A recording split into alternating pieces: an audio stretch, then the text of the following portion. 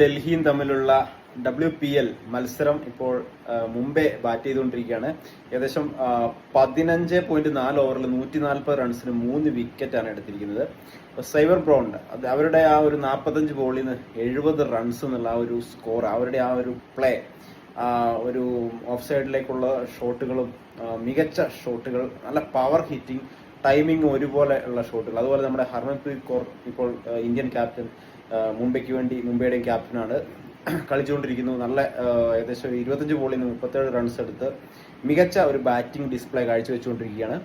അപ്പോൾ നമുക്ക് ഡൽഹിയിലും ഒരുപാട് ബാറ്റിംഗ് വരാനുണ്ട്. നമ്മുടെ ഷവാലി വർമ്മ മുതൽ ജമീമ റോഡ്രിക്സ് ഇവരൊക്കെ കളിക്കാനുണ്ട് ഡൽഹിയിൽ.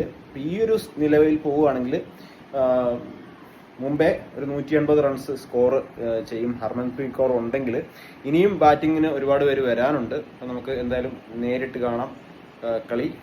So thank you, all the best.